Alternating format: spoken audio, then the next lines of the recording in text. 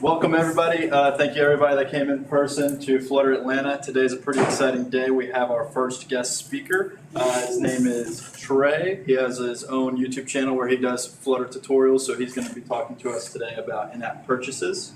My background, I'm Emmett. I'm one of the founders of Flutter Atlanta, and I'm a mobile team lead here at Black Airplane, which is where we're doing this call from. And I'm background in native Android and iOS development, and I've been using Flutter for 2 years. We're here again at Black Airplane, so thank you to everybody at Black Airplane for letting us use the space to do stuff like this, and for the food, the beer, and all of that. So Trey, welcome. Thank you for being our first guest speaker, and I'll let you take it away. Yay! Oh, it might be on the... Sorry, technical difficulties. Technical difficulty.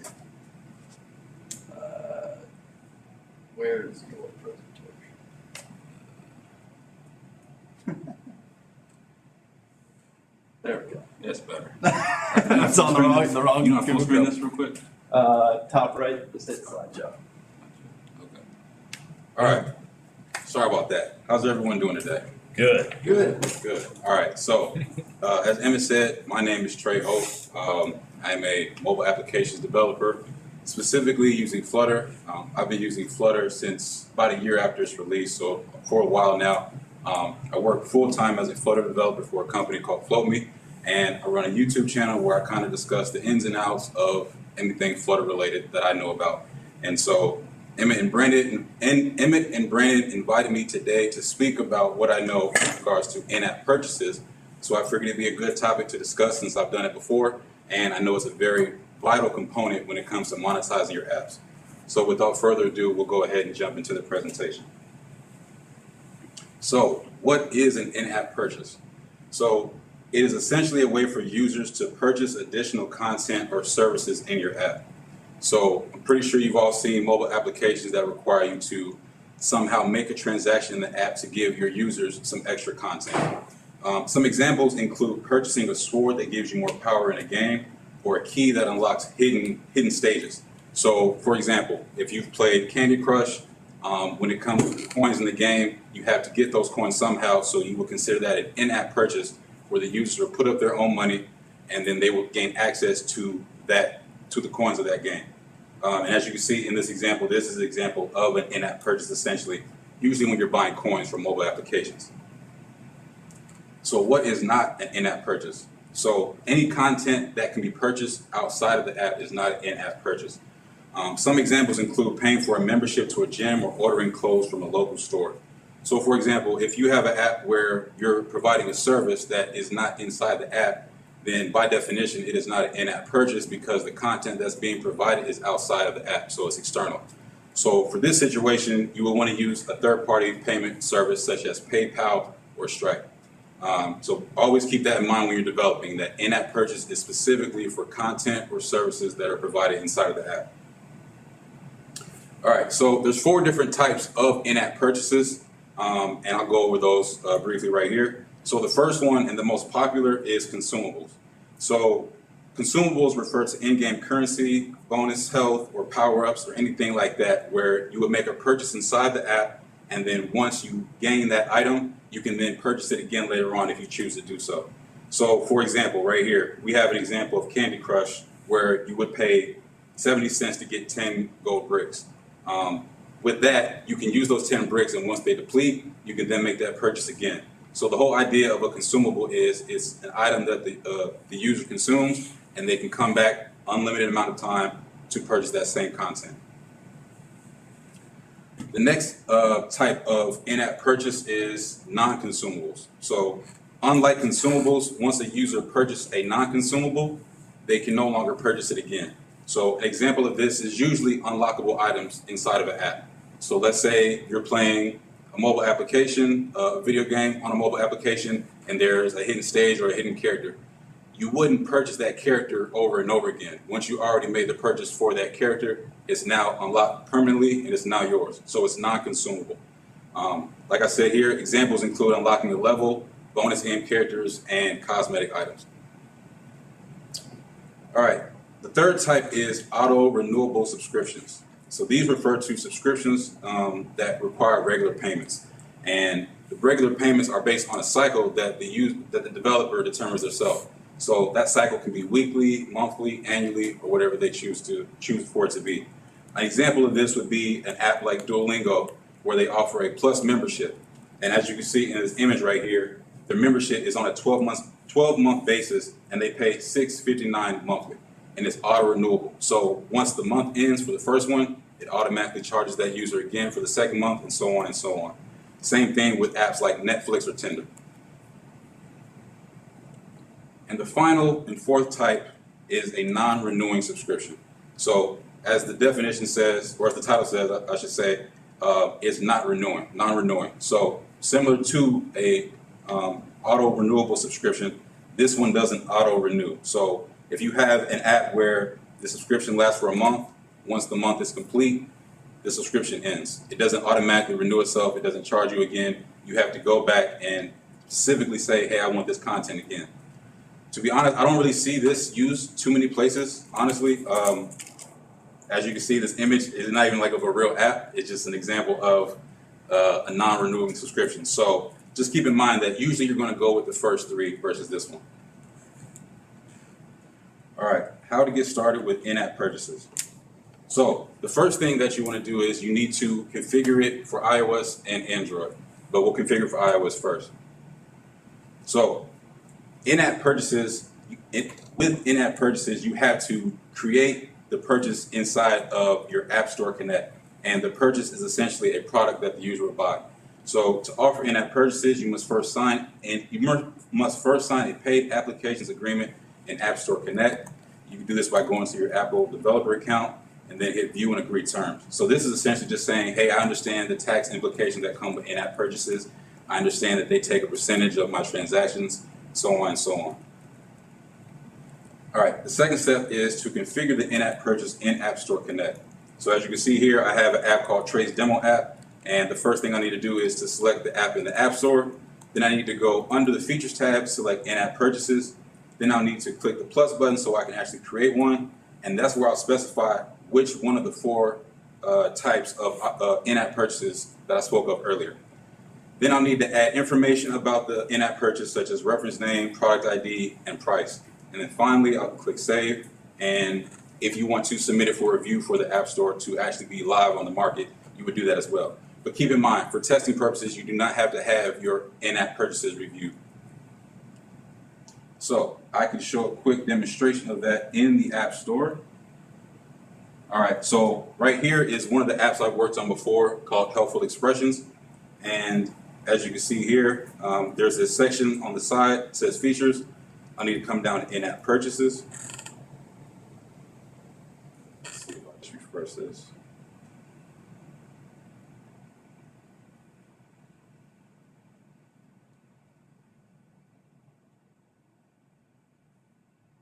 All right, so as you can see, these are some of the in-app purchases that I've created for this app. Right here, I have a auto-renewable subscription called a premium plan. So I'm basically saying I want my users to have access to premium content on a auto-renewable base. So it's going to be like a cycle. Once it ends, it re-ups again. I also have a consumable which provides a single message product. So it allows users to get a single message whenever they pay for this content. So this is where you would create your in-app purchase on iOS. And as you can see here, it'll specify which type you want. And I'll just go through one real quick, for example, just show you what it looks like. So as I said, you have the reference name, the product ID, which is the product ID pretty much specifies which product we're talking about when we're in Flutter. That way we know, all right, we want the user to have access to this product or not. Then you can also specify the price, and the prices are based on like a dollar amount, so you can go from $1, $1.99, $2.99, and so on. And then just some extra information like the display name and description. All right, so with the in-app purchase specified in the App Store now, what we want to do is enable in-app purchase in Xcode. So in order to do that, you would need to open your iOS project in Xcode, select the runner project in the left pane, click signing and capabilities, click the plus button, and then look for in-app purchases, then double click select. So I'll give a demonstration of that as well. So in here, I have, let's see, I have, all right, so I can't really zoom in. It's probably hard to see, but I don't know if you can see it or not, but it says in-app purchase up there and push notifications. These are pretty much the different capabilities that you can assign to your mobile app for iOS. So what you would need to do is you would come over here in capabilities and then look for in-app purchase. So since I already have it selected, it's already there, but just keep in mind that this is where you would go to add that feature. If you don't do this step, then you cannot, when you're going to test it, it won't recognize that you have in-app purchases enabled, and then it won't work. Right. All right, so with that out the way, the last step for iOS is to create a Sandbox tester for testing in-app purchases. So the Sandbox tester is pretty much a user that they'll be the tester for when it comes to doing the in-app purchases in the app. So you don't really want to just jump out the gate and start charging users, especially when they're testing. You want to be able to like send mock transactions, so to speak. So this is where you would create a Sandbox tester. You do that by selecting users and access from App Store Connect. Under Sandbox, click Testers, hit the plus sign to create a tester, and then fill out the information for the tester and hit Save. And I can show you what that looks like right here. So this right here is under Users and Access, under my profile. Down here, I have Sandbox testers, and then here is where I specify me, myself, as a Sandbox tester. You most likely want to use another email outside of your normal developer account, simply because the one that you already have on your actual device, it will get kind of confused and not know if this is the one for your normal iPhone or you just want to be a tester in the app. So I have a slightly modified email for this account. But make sure that you understand that you need to create a new email and then save the password. That way, when you go to test it on the app, you'll be logging in as that Sandbox tester. All right. So now we need to configure it for Android. So everything's out the way for iOS. Now it's time to go to the Android part of it. So first thing you need to do for Android is to navigate to in-app products. You do that by opening the Play console and proceed to the in-app products page. Go to monetize, products, and then in-app products. Also be sure that when you're doing this for Android, you give the permission, the building permission, because without that, it won't work. And permissions are essentially just letting Android know that, all right, the user can use this. So there's permissions for using Wi-Fi. There's permissions for actually accessing the local database on that Android device, and so on and so on. So keep in mind that you'll need to add the building permission. Then you'll need to click Create on the product, and this is where you'll specify the product ID. Similar to iOS, the product ID is going to be how Flutter knows which product we're talking about. So make sure that you know that, and it has to be in all lowercase. Then you'll add some details of the product, such as title, description, icon, and price. And I'll show you what that looks like in the App Store. Google Play Console. So here's my Google Play Console. I'm using the same app on iOS, Helpful Expressions, and I came down to the side window pane over here to Products, selected in-app products, and then as you can see here, we have this single message product right here. I gave it a price of $2, and the product ID is single message product. If you hit create product, you pretty much fill out all this information right here. Now, there is a difference between Android and iOS as far as how they specify the products. So as you can see here, these are all going to be consumables essentially because they're products. If you wanted to do a subscription, you would go down here and click the subscription area instead. So as you can see here, I have a couple subscriptions that I made, Premium Plan, Plus Plan, and they're all on a monthly billing period. As you can see here, the product IDs are Premium Plan, Plus Plan.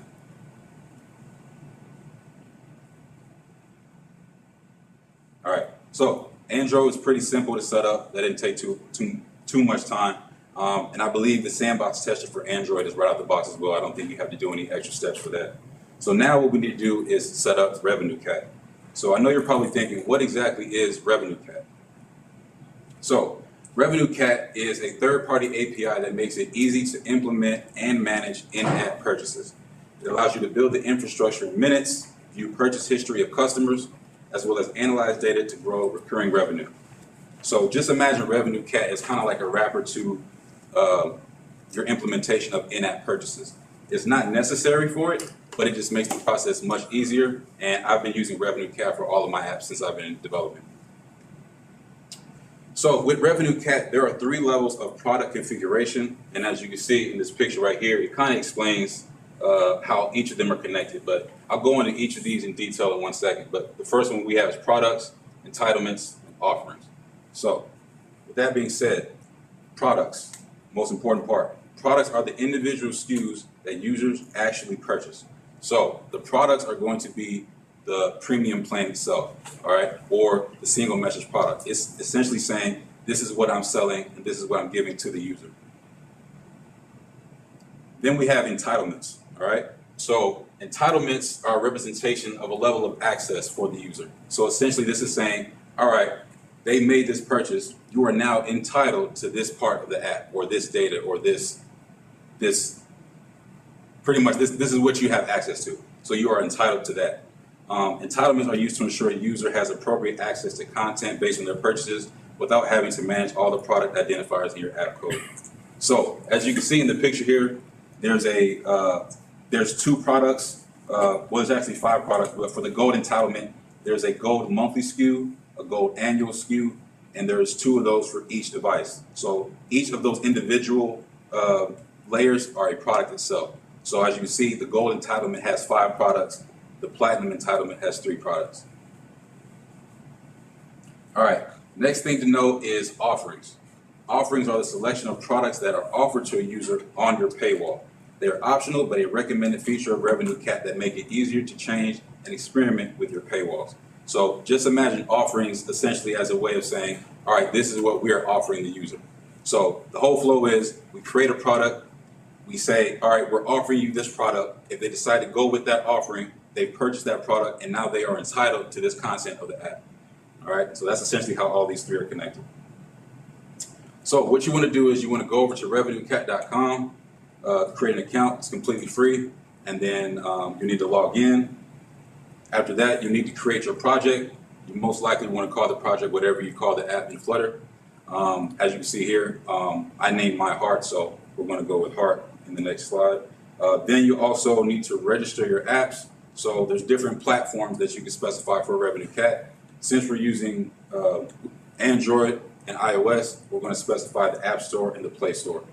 There's also other ones like Amazon Store and Stripe, but I've never really used those. So if you want more information on that, I would just check the site to get a better understanding of how that works. And then you would need to add the app name. So that'll be Heart essentially. But that's the only thing that's required for this step right here. You can fill out extra information like the app bundle ID and all that, but it's not necessary. So let me go ahead and demonstrate what that looks like in RevenueCat. All right, so this is RevenueCat right here. I created an app called Heart, and right here I have my products. Some of these aren't even really being used today, but the main ones that I'm focusing on here is the premium plan, as you can see here, right here. I have iOS premium plan and then Android premium plan. And notice that they are attached each to one entitlement. So I'll explain that right here. So my entitlements, which is pretty much saying you are entitled to this content. So the premium entitlement has 2 products. And those 2 products are the premium plan on both devices. And then we also have the offering, which has a premium plan and it has 1 package. So the package is pretty much going to specify, all right, is this like a monthly package, a yearly package? It's essentially kind of like the cycle for the app. So if I click on the package right here, you'll see that it has a monthly identifier and 2 products. And as we specified earlier, those 2 products are the premium plans. All right, so this is essentially the flow of entitlements, offerings, and products. All right, so now it's time to jump into the code. So the first thing that you want to do is, with Flutter, they make it easy by just downloading a package. So of course you want to head over to pub.dev. Make sure you download Purchases Flutter, currently on version 3.9.5. I checked earlier today, and then make sure you get that installed. And then we can go ahead and jump into some code. So as you can see right here, I'll close this out so make it a little bit bigger.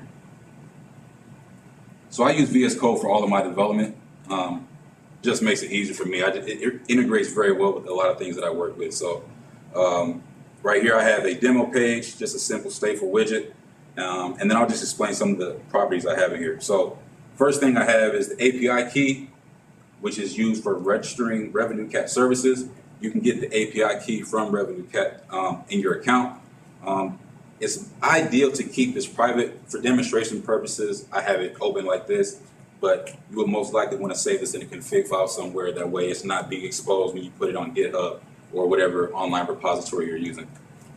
Then we have a purchaser info object, which says that, all right, this is all the information regarding the purchaser or the user who's purchasing the content in your app. Then we finally have the offerings object, which says, all right, what is this app offering for our users to buy? So down here, within the load function, I have a few methods to get set up. First thing I want to do is I want to call purchases.set debug logs enabled. This is going to allow us to actually enable and disable the logs when it comes to anything related to RevenueCat while we're testing. Then we want to set the API key by calling purchases.setup, passing that RevenueCat API key. Then we want to fetch the purchaser info by calling purchases.getPurchaserInfo. Same thing here with the offerings, called purchases.getOfferings. And then right here we have this line that says, if not mounted, return. This is just a UI thing to make sure that we're not reloading the page unnecessarily. And then once we have both our purchaser info and offerings, we then want to set it to our private variables and then reload the page. So at this point, we now have the information we need. And I'll explain why we do this in the set state a little bit later. This method right here is called purchase package. Essentially what this does is this allows the user to actually make the purchase in the app. And as I said before, the package is what's tied to the offering. So when we see the offering saying, hey, we have a premium plan offering with the monthly package, this is where we'll be passing in that monthly package and the user will make that purchase and now they can be entitled to that premium plan. So once we pass in that package, we just call this method right here, purchases.purchasePackage, and then we'll call setState again to reload the page and we'll let the user know, hey, you now have purchased this successfully, you are now entitled to this content. Something to keep in mind is it's always good to wrap these things in a try-catch block because, of course, anything can go wrong. So if something does go wrong, we want to make sure that we get the error code and then let the user know, hey, you couldn't make this purchase because X, Y, and Z. Then we have this method down here called entitlement active. This is just a method I created that's going to pretty much specify, hey, you have this entitlement and it's active. If not, so pretty much we'll say, if the premium entitlement is active, then we'll say true. If not, we return false. So basically, this entitlements is just the active property on entitlements is just a map of string and entitlement info. So if we can't find the premium entitlement in the active map, that means that it is not active for us. All right, and then down here, just have a simple scaffold. It says in-app purchases on the top. While we're waiting for the purchaser info, we're going to have a progress indicator because we don't have the info yet, so we're just going to have a loading indicator. But once we have that purchaser info, we call that set state method that I spoke about, reload the page, and now we're going to actually display some content to the user. So the first thing here is we're going to check and see if the user has the entitlement active. If they do, we're going to say the premium plan is active. Just a simple text that says it's active. All right. If it's not active, we're going to display this down here. We're going to display a button that says purchase premium plan. And from there, when they click the button, we're going to actually get the offerings. We're going to call the premium plan offering.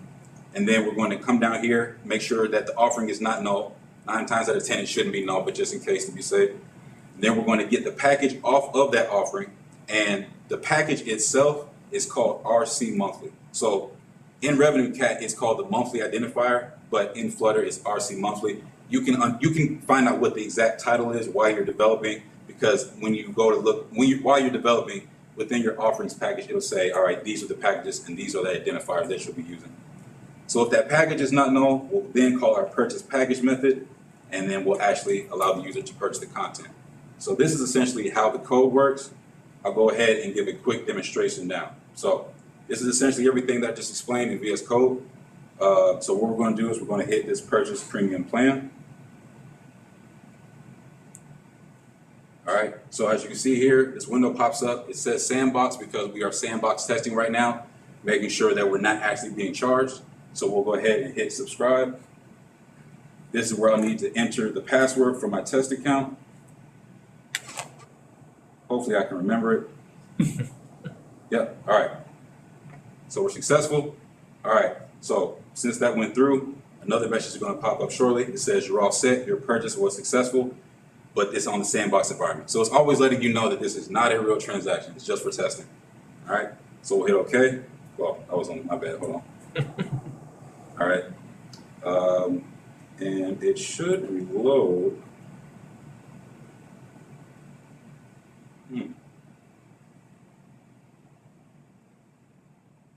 I'm not sure why it didn't reload, but yeah, okay, so that's an error right there. I think maybe the set state wasn't triggered properly or something else happened on the back end, but just imagine that once the purchase was successful, after that, it'll say premium plan is active. So yeah, that's essentially how you do in-app purchases. Yeah, is there any questions? So a couple of questions here. So we went through this kind of quickly, and there was an association, the RevenueCat's configuration page, where there was an ID key that you pointed back to the portal, back to the Apple iTunes store, necessary to make it happen, right? Because, okay, so what is the basic relationship between RevenueCat and the specific stores for which you then process payments through? Does RevenueCat manage the payments, or does this app stores manage the payments?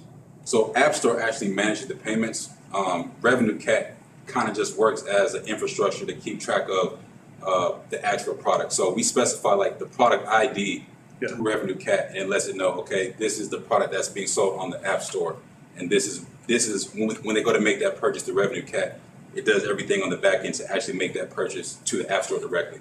So RevenueCat doesn't really handle any of the payments directly. Yeah, they save you from a whole bunch of code where it's like, if platform is iOS, do iOS purchases, otherwise if it's Android, do this. So they're just basically simplifying the actual implementation and code for you. Yeah.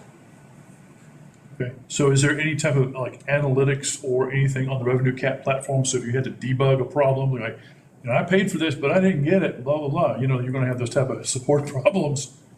Yeah, I can find the. So there is some analytics. I haven't really looked in them too much. Let's see here. So these are some of the analytics over here. As far as like debugging analytics, that would probably be more so for like if you use something like Crashlytics for Flutter, you could probably specify that and send that type of error there. But as far as anything that happened with RevenueCat, as far as, all right, how many users do I have in the app right now? How many payments have I had this month? How many people haven't returned to the app? That's where you would go to RevenueCat. So this is more for like the analyzation on that side of things. But as far as the development, you would probably want to send that to like Crashlytics or something like that. If you were to make a purchase on one device and then either switch devices or delete the app and re-download it, is there a way, like does RevenueCat have a way to actually get that purchase back, or is that through native code? Yeah, so there actually is a way for that to happen, but you have to be on the same device. So let's say I have this app on iPhone, right? And as you can see, I've been subscribed to the premium plan.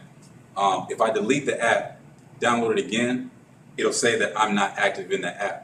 In that subscription. So what I would need to do is, as a developer, I need to add some implementation in here and call a method called restore purchases. So what restore purchases does is it goes and checks and sees, hey, has this user ever been subscribed to this app within like the past 30 days? If it has, it says that it's active again. So pretty much, for example, like if you're on Tinder or something, you delete your profile, you come back a week later, you won't see that you have the gold plan, but if you restore purchases, then you'll have the gold plan again. So there is a way to do that, yes.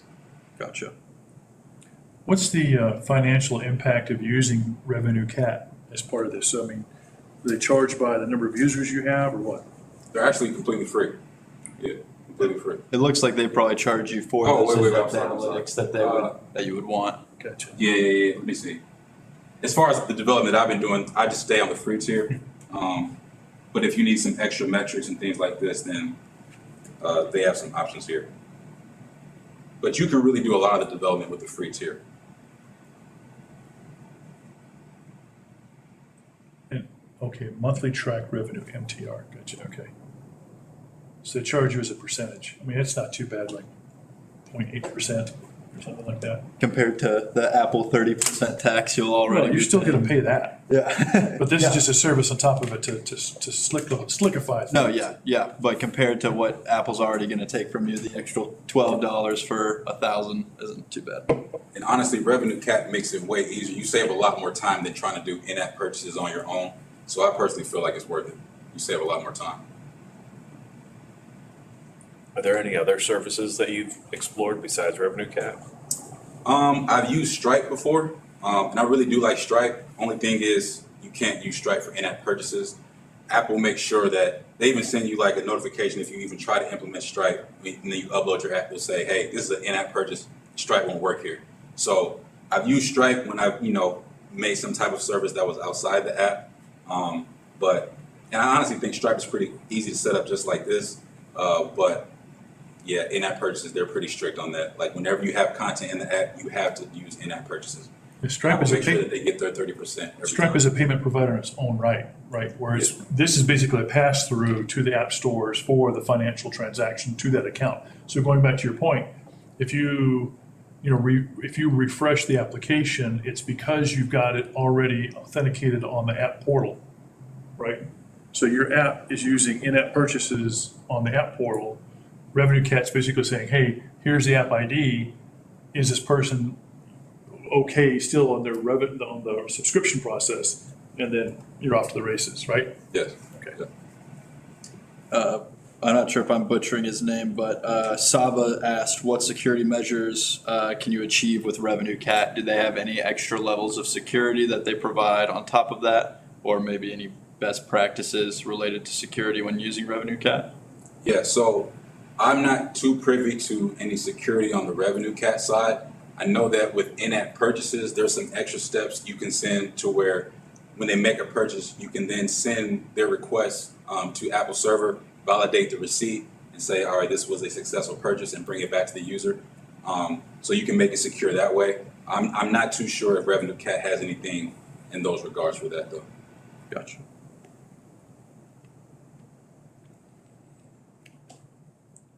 Does anyone else have any other questions? Simone, come on. What you got? It was great. It was great. Thank you. Thank you. Very good. Thank you. Appreciate it. Thank you for having me.